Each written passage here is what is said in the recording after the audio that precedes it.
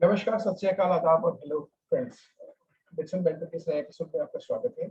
आज हम आईपीएल किसी गेम के बारे में बात नहीं करने वाले, हम बात करेंगे जो अब एक मेगा ऑक्शन आने वाला है जिसमें कि नई टीम्स भी आने वाली है और सारे के सारे प्लेयर्स फ्लोर पे होंगे जिनमें से पूल और एक पूल होगा जिसमें से कुछ सब अपने अपने फेवरेट प्लेयर्स चूज कर सकते हैं। तो आज हम डिस्कस करते हैं कि सनराइजर्स हैदराबाद और राजस्थान रॉयल्स अपने कौन कौन से ऐसे प्लेयर्स हैं जिनको वो रिटेन करना चाहेंगी और अगले अगले सीजन में उनके साथ खेलना चाहेंगे। तो मैं इनवाइट करता हूँ राज को। वेलकम राज। नमस्कार नमस्कार जितेंद्र। तो क्या लगता है आपको राज, इससे पहले हैदराबाद इससे पहले हाँ मैं इससे पहले एक चीज का खुलासा कर दूं कि हम लोग जो हैं, क्योंकि अभी बीसीसीआई ने खुद जो रूल्स हैं कि कितने लोगों को रिटेन किया जा सकता है, जैसे पिछले साल 3+1 थे या 2+2 ऐसी कुछ था, प्लस राइट टू रिटेन भी था, राइट टू मैच आरटीएम, मतलब जिसमें मतलब जिसका अगर एक प्लेयर को अगर किसी टीम ने 5 करोड़ में खरीदा तो ये जो दूसरी कोई टीम जो है वो बोल सकते हैं भैया ये हमारा है, हम राइट टू मैच करते हैं और हम वापस ले रहे हैं। तो ये भी हो सकता है। तो अब क्या है कि वो रूल्स अभी बने नहीं है, इन्होंने निकाले नहीं है, और उसकी वजह भी है क्योंकि आप सोचें अगर आप जैसे पिछले साल का नंबर लें आपकी, मतलब 4 टीम हर एक टीम जो है 4 प्लेयर रिटेन कर लें, तो आपके जो 32 प्लेयर जो है टॉप के प्लेयर वो पूल से गायब हो जाते हैं।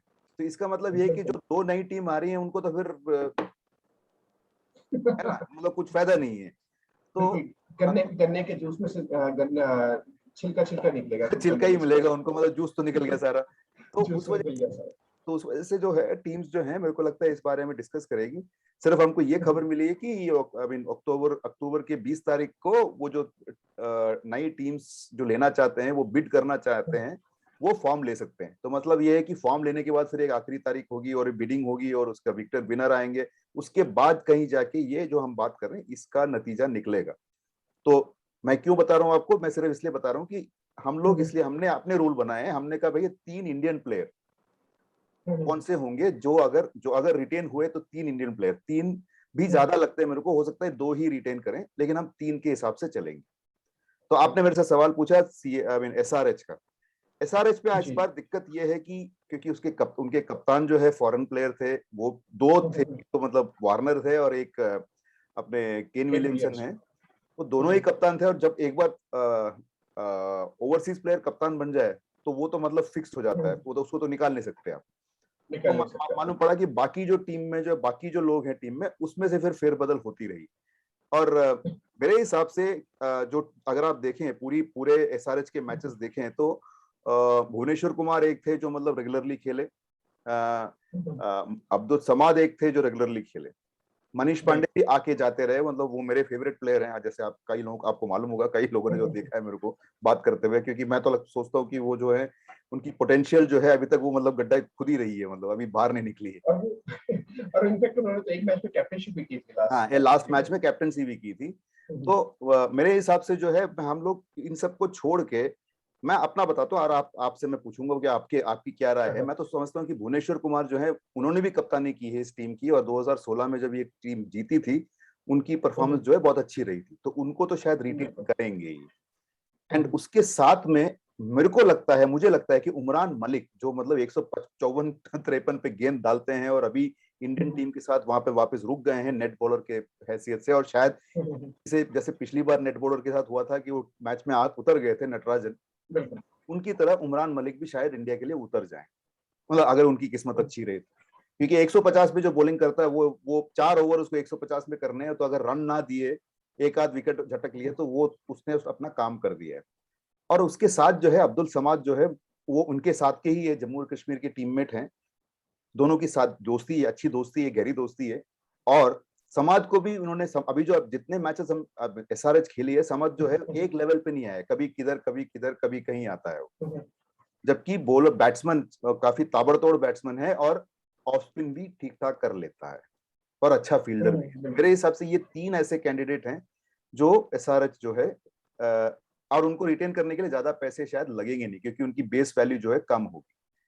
तो हो सकता है कि पैसे भी बचेंगे और ये रिटेन भी कर लेंगे। मेरी मेरी जहां तक राय ये एसआरएच के बारे में ये तीन। आप क्या सोचते हो? अगर आप केवल इंडियन प्लेयर्स के बारे में बात करेंगे राज, तो मैं काफी हद तक अग्री करता हूँ कि भुवनेश्वर कुमार और इमरान मलिक को रिटेन कर सकते हैं। अब्दुल समाद ने, मुझे ऐसा लगता है कि थोड़ा सा डिसअपॉइंट किया कि जितना एक्सपेक्टेशन मुझे थी उतना नहीं मिला है। तो मैं उनकी जगह अगर इंडियन प्लेयर्स की बात करेंगे और एसआरएच स्पेसिफिकली बात करेंगे, तो मैं I would go for Riddhiman Saha for that matter. कि मुझे लगता है कि वो एक मेन स्टे रहे हैं कि काफी टाइम से सनराइजर्स हैदराबाद के साथ में, और उनके होने के बाद एसआरएच की टीम को एटलीस्ट एक कीपर के बारे में सोचने की जरूरत नहीं पड़ी थी। और उन्होंने अपनी बैटिंग भी काफी गेम्स में अच्छा खेल के भी गए हैं, तो वो एक प्लस पॉइंट है। तो अब्दुल समद की जगह मैं सहा ले लूंगा यहाँ पे, अगर फिर हम इंडियन प्लेयर्स की बात कर रहे हैं। सही बात है, सही बात है। मैंने भी मतलब आपकी बात एकदम सही है, मैंने भी साहा के बारे में थोड़ा गौर किया था, लेकिन क्योंकि ये जो अभी जो अगले अगले राउंड के जो ऑप्शंस आ रहे हैं वो 3 साल के लिए हैं, तो साहा जो है 40 के हो जाएंगे, जो कि लगते नहीं है। हाँ, जो कि लगते नहीं है बिल्कुल, वो करीब 25 के ही लगते हैं। वो छोटे से हैं, छोटे नाटे से हैं और बिल्कुल एक्टिव हैं। तो आपकी बात से मैं सहमत हूँ। तो इनमें से हो सकता है कि समद की जगह साहा आ जाए। तो एसआरएच को छोड़ते हैं और अब आप मैं आपसे पूछूंगा, तो आप जिस इलाके में रहते हैं जयपुर में, और उसकी टीम है राजस्थान। राजस्थान जो है, राजस्थान के साथ बड़ी चोट हुई, पहला जो टूर्नामेंट है वो जीत गए, उसके बाद से जो है ना बिल्कुल वो पेरिफेरी में है। वो एक आध बार गलती से तब से वो राजस्थान सूखा ही का चल रहा है, जो सूखा ही पड़ा है, अकाल पड़ा है। अकाल पड़ा हुआ है। और ऐसा भी नहीं है कि टीम टीम बनी नहीं हो। राहुल द्रविड़ वहां पे आया शेन वॉर्न के बाद, तो काफी अच्छे प्लेयर रहाणे वहां पे थे, अच्छा किया उन्होंने, रहाणे ने भी काफी अच्छे प्लेयर्स रहे उनके साथ। तो उसके और पिछले साल अगर आप देखें तो मतलब अभी जिस टीम में जॉस बटलर और अपने बेन स्टोक्स हों, बेन स्टोक्स है बिल्कुल, और तो डेविड मिलर हों, और अभी आपके जो बॉलर है, मतलब इंग्लैंड के बॉलर तो खैर बीमार पड़ गए, वो तो वो नहीं आ पाए, लेकिन ऐसे 3-4 लोग, जोफ्रा आर्चर हों, तो ये अगर टीम में हो तो आपको लगता है कि यार ये टीम तो आप बहुत आगे तक जाएगी, लेकिन गई नहीं। शायद इस वजह से कि उनकी जो इंडियन लाइनअप है थोड़ी वीक थी, और वो कभी डावाडोल थी। उसमें जैसे हमने मनीष पांडे की बात की, जिक्र किया, तो आपको तो मालूम है उनकी जो कप्तान है वो भी मतलब अभी मतलब ढूंढ ही रहे हैं अपना फॉर्म। तो आपको क्या लगता है, आप इसको किस तरह से देखते हैं? आपको क्या लगता है कि ये क्या करेंगे? बिल्कुल, आपने कहा जो एग्जैक्ट सही है कि इनका इंडियन जो कंटिजेंट है वही, उनका बेसिस स्ट्रांग नहीं है। तो इन्होंने second third floor fourth floor तो बना लिया, लेकिन ग्राउंड फ्लोर का कुछ पता नहीं। तो संजू सैमसन मुझे एक इकलौते ऐसे प्लेयर लगते हैं जो हाँ अपने अपने मतलब एक रिटेंशन डिजर्व करते हैं। बाकी अगर आई थिंक एक या तो फिर यशस्वी जायसवाल हो, या फिर यशस्वी जायसवाल ही कह सकते हैं। और मुझे लगता नहीं कोई ज्यादा ऐसा इतना है। एक महिपाल लोंगोर या फिर चेतन साकरिया है जिन्होंने थोड़ा बहुत इंप्रेस किया, बट देन वो कंटिन्यूएशन कहीं वो रेगुलरिटी वाला सिनेरियो उनका मिसिंग है।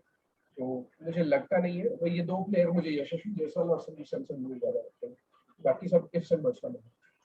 तो इसमें भी मैं, हाँ, मेरे को संजू सैमसन के साथ अब संजू सैमसन जो है प्लेयर बहुत अच्छे हैं, सब जानते हैं, मतलब वो अगर आ जाएं और अपने में आ जाएं तो मैच जिता सकते हैं, लेकिन जीता हुआ मैच हरा भी सकते हैं। और अब दिक्कत ये है कि कब तक इनको इनसे मतलब अब इनके साथ ये जुड़े रहना चाहेंगे, कि क्या ये बाहर कुछ देखेंगे, क्योंकि कप्तानी उनकी कोई खास रही नहीं इस बार। और अगर वो फॉरेन प्लेयर की बात करते हैं तो मैंने रिसेंटली सुना जॉस बटलर के बारे में कि जॉस बटलर जो है बहुत बढ़िया थिंकिंग क्रिकेटर है, तो हो सकता है कि बटलर और कप्तान वो बन सकते हैं। एंड बेन स्टोक्स ने भी कप्तानी की है इंग्लैंड की, तो अगर वो रिटेन होते हैं, मतलब अपने को मालूम नहीं। तो अब मुझे सिर्फ इस बात का डाउट है कि संजू सैमसन जो कि बढ़िया प्लेयर हैं, इसमें कोई शक ही नहीं है, लेकिन इनके साथ कब तक एक ऐसे प्लेयर के साथ आप जुड़े रहोगे कि बोलेंगे बस आप बस उम्मीद पे दुनिया, उनकी मतलब राजस्थान की जो टीम है उनकी उम्मीद जो है इतने दिन तक उनके साथ है कि आप कितने दिन और साथ रखेंगे, मुझे ये डर है। लेकिन मैं यशस्वी जायसवाल के बारे में मैं बिल्कुल सहमत हूँ, क्योंकि वो पिछली बार भी करीब अच्छे अच्छे अच्छे प्राइस में गए थे, 3-4 करोड़ में गए थे वो, मतलब अच्छी अच्छी उनकी बिडिंग हुई थी उनके लिए। तो हो सकता है कि जायसवाल जो है वो उनको वो रिटेन कर लें, क्योंकि वो एक तरीके से वो जो है ओपनर स्लॉट जो है उन्होंने बिल्कुल अपना बना लिया है, और अच्छा शुरू के 6 ओवर में वो अच्छे अच्छे स्ट्रोक्स लगाते हैं, और अच्छे मतलब लंबे स्ट्रोक्स लगा पाते हैं, वो बोलते हैं ना लॉन्ग लिवर्स। और ये भी उन्होंने बहुत सोच समझ के जो सेकंड लेग पे किया है, जो कि जो कि अब ये ऑप्शन के बिल्कुल पास में है, तो उन्होंने अपनी वैल्यू दिखा दी कि देखिए मैं ऐसा कर सकता हूँ, अब आप मुझे रख लीजिए। या और उसमें आपकी बात में मैं चेतन साकरिया के साथ मैं कार्तिक त्यागी को भी जोड़ूंगा, इनमें से शायद एक रिटेन हो जाए, इनमें दोनों में से एक शायद रिटेन हो जाए। अब इसमें से कौन उनको ज्यादा भाता है तो वो तो खैर वक्त बताएगा। महिपाल लोमरोर, राहुल तेवतिया, शिवम दुबे, मेरे हिसाब से ये तो खरीदे जाएंगे बाद में। तो ये तो एडिशनल है कि स्टॉप गैप सॉल्यूशन है कि अब हमारा ये हो गया है, इसके बाद में क्या करना है। हाँ, तो उसमें अगर सैमसंग का सिर्फ मेरा एक ही रीजन था क्योंकि अगर जैसे जॉस बटलर की फॉर्म रेगुलर नहीं थी, वो बीच में उनको भी ड्रॉप करने के हम देख रहे थे कि वो भी क्योंकि रासन रॉयल्स अपनी लाइनअप सेटअप नहीं कर पा रहा था अच्छे, तो उसके कारण उन्होंने संजू सैमसन जॉस बटलर को भी ड्रॉप किया था। इकलौता ऐसा प्लेयर संजू सैमसन था जो एनी डे रासन की टीम में वॉकिंग कर सकता है। मेरे लिए यही एक स्पेसिफिक रीजन था कि वो उनको मैंने अपनी बात सही है, आपकी बात बिल्कुल सही है, क्योंकि एक और राजस्थान की एक अगर आप देखें तो उनका एक जो है उनका एक रवैया ऐसा रहा है कि 2-3 साल में एक बार जो है बाकायदा पूरे घर के बदल डालते हैं, है ना, पूरा मतलब पूरे, हाँ, जब पूरे चादर कपड़े जो भी हैं, कर्टन पर्दे वर्दे सब बदल देते हैं उठा के, वो तो यूनिफॉर्म तक बदल देते हैं। तो मतलब तो इसमें अब हो सकता है हम सोचते हैं कि उसकी जरूरत नहीं है। तो आपकी बात सही है, संजू सैमसन से अगर इन्होंने मतलब नाता जोड़ लिया है तो बोलते हैं भाई लंबा हम तुम्हारे साथ तो हम मतलब लंबे टाइम तक आपके साथ रहेंगे, तो बात बनती है। और मेरे हिसाब से वो शायद कप्तानी के वो शायद लायक है नहीं मेरे हिसाब से, आई डोंट थिंक, बिकॉज उनके मूव्स ऐसे कुछ नहीं थे जो आपको लगे कि हाँ उन्होंने ग्राउंड पे किए, और सारे जो है कंप्यूटर जी बोल रहे थे पीछे से और वो अपना करते जा रहे थे। तो हमने कई बार इस बात का जिक्र भी किया हमारे प्रोग्राम्स में। तो बस यही है। और फॉरेन प्लेयर की बात अगर करें तो जाहिर सी बात है उनके पास बहुत ऐसे फॉरेन प्लेयर है जिनको वो रिटेन करना चाहें। जोफ्रा आर्चर से लेके बेन स्टोक्स से लेके जॉस बटलर से लेके अभी नए जो एविन लुइस हैं, अच्छी बैटिंग की उन्होंने, तो काफी ऐसे बैट्समैन हैं जिनको वो शायद उनमें से अगर एक आध का मौका मिले तो वो रिटेन कर सकते हैं।